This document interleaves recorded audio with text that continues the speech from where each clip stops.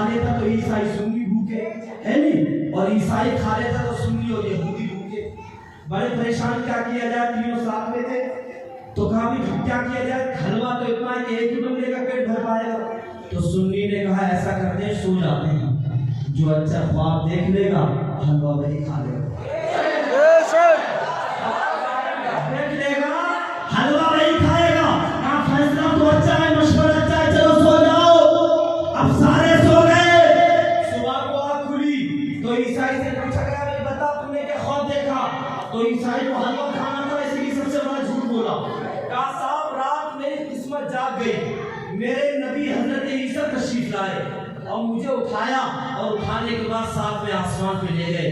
کہا اچھا، کہا تو نے کیا خواب دیکھا؟ یہودی سے پوچھا تو بتا۔ تو یہودی بولا جیسے اس کی قسمت جاگی ویسے ہی میری قسمت جاگی۔ کہا کیا ہوا؟ کہا رات میرے نبی موسیٰ تشریف لائے اور مجھے اٹھایا، اور اٹھانے کے بعد مجھے پہاڑ پہ لے گئے۔ کہا میری بھی قسمت جاگ گئی۔ ابھی سنی خاموش بیٹھا تھا، عیسائی اور یہودی نے دیکھا، کہا تو بہت خاموش بیٹھا ہے، ہم نے تو اپنے خواب پیش کر دیے، تو بھی اپنا خواب پیش کر۔ تو سنی آگے بڑھا اور آگے بڑھ کے بولا رات میری بھی قسمت جاگ گئی، میرے نبی بھی خواب میں تشریف لائے، اور لانے کے بعد کہا ابھی تک سو رہا ہے، سحر کا وقت ہو گیا، حلوہ نہیں کھائے گا، اٹھ صبح کو روزہ نہیں رکھنا ہے۔ کہا میں اٹھا اور میں سارا حلوہ کھا گیا۔ تو عیسائی بولا، یہودی بولا ارے ہمیں بھی بلا لیتا۔ تو کہا آوازیں تو بہت دی، میری آواز پہنچی نہیں، تم ساتھ میں آسمان پہ تھے، تم کو دور پہ تھے۔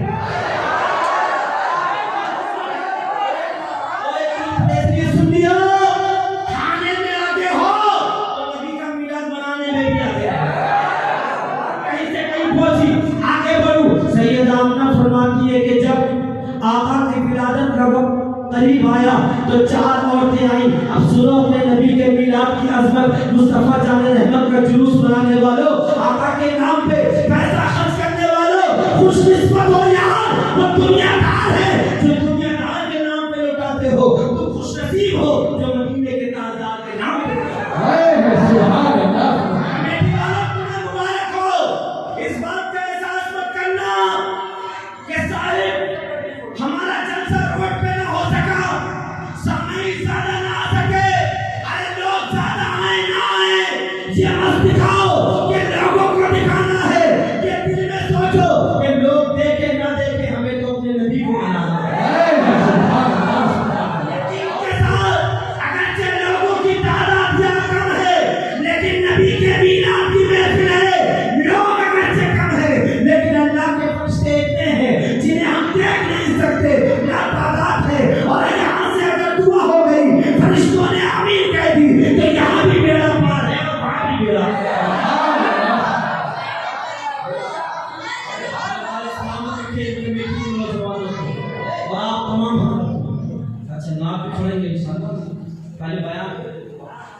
سیدہ آمنہ فرماتی ہے کہ دیوار آگے میں بھٹا تو نہیں ہوں، وہیں پہنچا خدا کہتے سبحان اللہ، کہتے دیوار پھٹی، 4 عورتیں لمبے قد والی آئیں، اور آنے کے بعد میں نے کہا مجھے اور گھبراہٹ ہو گئی، میں نے ایک سے پوچھا تو کون ہے؟ تو ایک نے اپنے پردے کو ہٹایا، اور پردہ ہٹانے کے بعد ارشاد فرمایا آمنہ میں آدم کی بیوی حوا ہوں۔ سبحان اللہ۔ دوسری نے پردے کو ہٹایا، میں نے کہا تو کون ہے؟ کہا میں موسیٰ کی ماں آسیہ ہوں۔ کہا تیسری نے ہٹایا، میں نے کہا تم کون ہو؟ کہا میں عیسیٰ کی ماں مریم ہوں۔ کہا کیوں ہو؟ کہا تجھے مبارک بات دینے آئے ہیں کہ اے آمنہ تیری گود میں جو بچہ آ رہا ہے وہ تمام نبیوں کا امام ہے۔ سبحان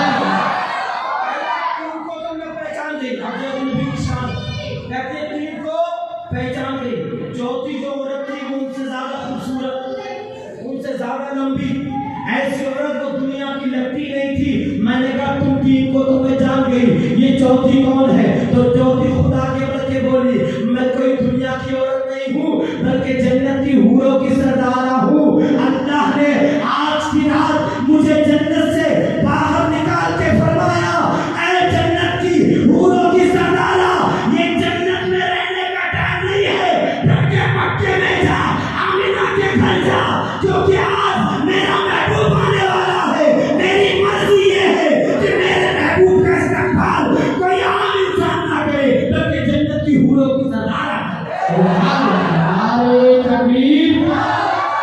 نعرہ رسالت، جشن عید میلاد النبی، حضرت علامہ مولانا ظفر مدنی صاحب قبلہ، نعرہ تکبیر، نعرہ رسالت۔ پھر میرے نبی کی ماں فرماتی ہیں کہ وقت بالکل قریب آیا، خرج منی نور، میرے بدن کے اندر سے ایک نور نکلا، میرے بدن کے اندر سے ایک نور نکلا۔ وہ کہتی ہے وہ نور کی روشنی اتنی کہ میں بیٹھی مکے میں تھی، مکے میں بیٹھے بیٹھے میں نے ایران کے بازار بھی دیکھ لیے اور ان کے شام کے محل بھی دیکھ لیے۔ اب دیکھو اپنے نبی کی شان، آقا کا بچپن، یار ہمیں تو کوئی احساس ہی نہیں ہے نا، ہمیں تو اسلام پڑھایا مل گیا، قرآن ہمیں گھر میں رکھایا مل گیا، ہم تو روزے دار کے گھر میں پیدا ہوئے ہیں، ہمیں احساس ہی کہاں ہے۔ لیکن آؤ ہمیں قطعی احساس نہیں، ہم تو دنیا میں کھوئے ہیں، لیکن قربان اپنے آقا کی شان پر کہ میرا نبی دنیا میں آتے ہی سیدہ آمنہ فرماتی ہیں جیسے ہی میرا بیٹا محمد دنیا میں آیا تو میرے بیٹے نے اپنے دونوں گھٹنوں کو زمین پہ رکھ دیا اور سر کو سجدے میں رکھ دیا۔ کہتی ہے میں نے ہونٹوں کو جب دیکھا تو میرے بیٹے کے ہونٹ چل رہے تھے، اور جب میں نے اندازہ لگایا کہ میرا بیٹا کیا کہنا چاہتا ہے تو میرے بیٹے محمد کی زبان پر ایک ہی جملہ تھا، رب حبلی امتی، رب حبلی امتی، اے پروردگار میری امت کو میرے حوالے کر دو۔ ارے اس نبی کی محبت کا حد اے سنیو کیسے ادا کرو گے جو دنیا میں آیا تب بھی تمہیں یاد کرتا آیا، اور جو دنیا سے ظاہری طور پہ گیا تب بھی تمہیں یاد کرتا ہوا گیا۔ میرے نبی جب آ گئے کہتی ہیں آخری بات سن لو، اس کی بات شروع کر رہا ہوں، گھبراہٹ تو نہیں ہے، ذرا دل لگا کے بولو سبحان اللہ۔ کہتی ہے جیسی میرا بیٹا سجدے کی حالت سے باہر آیا، میں نے دیکھا میرے گھر میں 3 فرشتے آئے۔ کتنے آئے؟ 3 فرشتے، اور ان 3 فرشتوں نے کے ہاتھ میں ایک تباق تھا، ایک تشت تھا، اس تشت میں میرے بیٹے کو رکھا۔ ارے آپ بولو، کہتے ہیں اس تشت میں میرے بیٹے کو رکھا، اور میری نظروں کے سامنے سے غائب ہو گئے۔ میں گھبرا گئی، کچھ دیر تک میرا بیٹا میری نظروں سے اوجھل رہا، اور کچھ دیر کے بعد میں وہی فرشتے جو میرے بیٹے کو لے کر کے گئے تھے دوبارہ میرے گھر میں لے کر آ گئے۔ میں نے کہا تم کون ہو؟ کام اللہ کے فرشتے ہیں، کہاں میرے بیٹے کو کہاں لے کے گئے تھے؟ اب ذرا غور کرنا، توجہ کرنا، ملانے کے لیے نہیں، مثال سمجھانے کے لیے بتا رہا ہوں۔ اگر کوئی کسی پردھان کا بیٹا ہو، کسی زمیندار کا بیٹا ہو، کسی بہت زیادہ پراپرٹی ڈیلر کا بیٹا ہو، اور پیدا ہونے کے بعد ہوش سنبھالے کے بعد گھر کا کوئی چچا، گھر کا یہ نوکر، گھر کا کوئی بڑا بوڑھا بزرگ اس کی انگلی پکڑے، اور انگلی پکڑنے کے بعد کہے چلو یہاں سے آنند بہار تک چلتے ہیں، اور آنند بہار سے لے کر کے یہاں تک، اور یہاں سے لے کے آنند بہار تک جتنی بھی زمینیں پڑی ہیں سب تیرے باپ کی ہیں، سب تیرے کھیت تیرے ہیں، یہ تیرا پلاٹ پڑا ہے، یہ تیری زمینیں پڑی ہے، یہ تیرے پیڑ لگے ہیں، یہ تیرا سونا رکھا ہے، اس بینک میں تیرے باپ کا اتنا پیسہ ہے۔ کیا مطلب؟ پیسہ باپ کا بیٹے کو کیوں دکھایا جا رہا ہے؟ دولت باپ کی بیٹے کو کیوں دکھائی جا رہی ہے؟ زمین باپ کی بیٹے کو کیوں دکھائی جا رہی ہے؟ پلاٹ باپ کا بیٹے کو کیوں دکھایا جا رہا ہے؟ تو جواب دینے والا جواب دے گا مولانا تمہیں معلوم نہیں، باپ کے بعد میں جو وارث ہوتا ہے وہ بیٹا ہی ہوتا ہے۔ دکھانے کا مطلب یہ ہے بیٹا، تیرا باپ اگر دنیا سے چلا جائے تو اس کے بعد تو اپنی سمپتی کو پہچان لے کہ یہ زمین بھی تیری ہے، یہ زمین بھی تیری ہے، وہ پلاٹ بھی تیرا ہے، وہ سونا بھی تیرا ہے، وہ چاندی بھی تیرا ہے، بلا تشبیہ و تمثیل سیدنا آمنہ کے گود سے حضور کو جو فرشتے لے کر کے گئے تھے وہ کہیں اور نہیں گئے تھے، کہتے ہیں حضور فرماتے ہیں وہ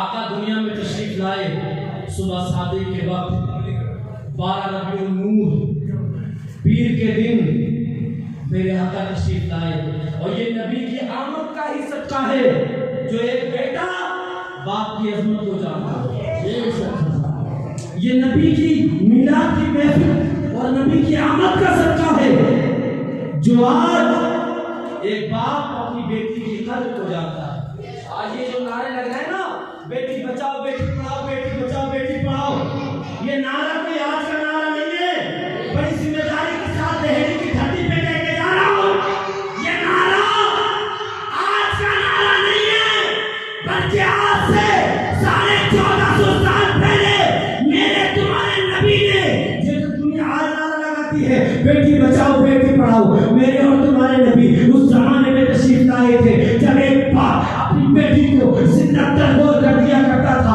اپنے ہاتھوں سے گلا کروا دیا کرتا تھا، اور اس طرح سے اپنی جیتی جاگتی بیٹی کو لوگ مار دیا کرتے تھے کہ اگر یہ بڑی ہوگی، یہ جوان ہوگی، اس کی شادی کرنا پڑے گی تو مجھے کسی کو داماد بنانا پڑے گا، سماج میں میں نظر اٹھا کے نہیں چل پاؤں گا، اس لیے ایک دھبا اور ایک کلنک بیٹی کو سمجھا جایا کرتا تھا۔ یہی وجہ تھی کہ باپ اپنے ہاتھوں سے اپنی بیٹی کو زندہ زمین کے اندر دفن کر دیتے تھے، لیکن آقا آج سے 1450 سال پہلے تشریف لائے اور سیدہ فاطمہ کو کلیجے سے لگایا، خدا کا کلمہ پڑھایا اور دنیا کو بتایا، اے لوگوں یہ بیٹیاں دفنانے کے لیے نہیں ہے بلکہ کلیجے سے لگانے کے لیے ہے۔ آقا نے فاطمہ کو قرآن بھی پڑھایا اور دنیا کے ظلم سے بھی بچایا، اور آج دنیا کہتی ہے کہ بیٹی بچاؤ بیٹی پڑھاؤ۔ ارے دیکھو نبی کی زندگی، دیکھو مصطفیٰ کی تاریخ، دیکھو نبی کی سیرت، نبی نے 1450 سال پہلے بیٹیوں کو بچا کر بھی دکھا دیا ہے اور بیٹیوں کو پڑھا کر بھی دکھا دیا پڑھا کر بھی۔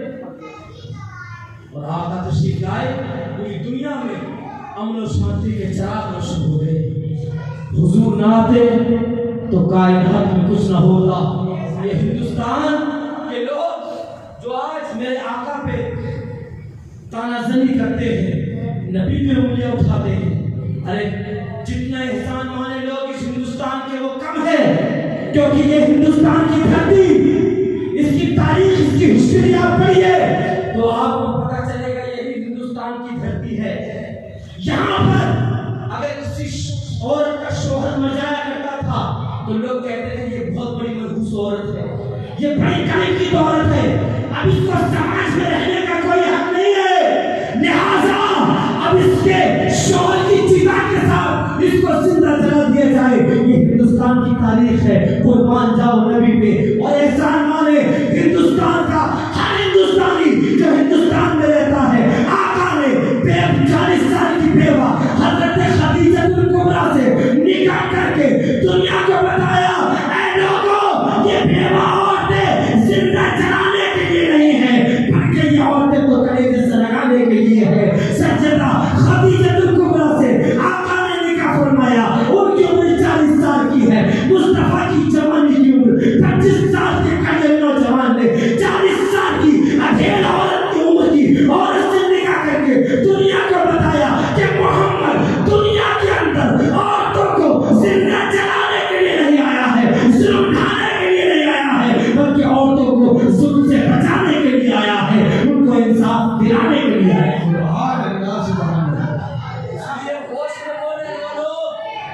تو میرے پیغمبر کی شان میں توہین کرتے ہیں، قسم خدا کی جو آج بھائی کو بھائی سمجھتا ہے، جو آج بہن اور بھائی میں ایک پاکیزہ جو رشتہ ہے، ایک ماں اور ایک بیٹے میں جو محبت کا رشتہ ہے، ایک باپ اور ایک بیٹے میں جو احترام کا رشتہ ہے، آج جو سماج کے اندر امن و سکون کا ماحول ہے، یہ کسی اور کی دین نہیں ہے بلکہ نبی کی آمد کی دین ہے۔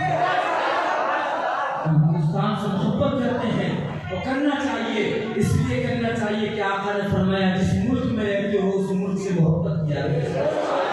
ہم اس لیے محبت نہیں کرتے کہ یہاں لال قلعہ ہے، یہاں قطب مینار ہے، یہاں تاج محل ہے، نہیں، ہمیں ہندوستان سے محبت اس لیے نہیں ہے کہ یہاں لال قلعہ ہے، जहाँ ऊंची ऊंची वादियां और इमारतें और बिल्डिंगें और जहाँ कुतुब मीनारें नहीं, बल्कि हमें इस भारत से मोहब्बत है। तो इसलिए है कि ये भारत निजामुद्दीन का भारत है, फलाउद्दीन का भारत है, वारिस पाक का भारत है, सादर पाक का भारत है, खलील नवाज का भारत है, आला हजरत का भारत है। और जब तक इस भारत की धरती पे इन अल्लाह वालों का फैजान रहेगा, इस भारत की धरती पे सुन्नी मुसलमान रहेगा।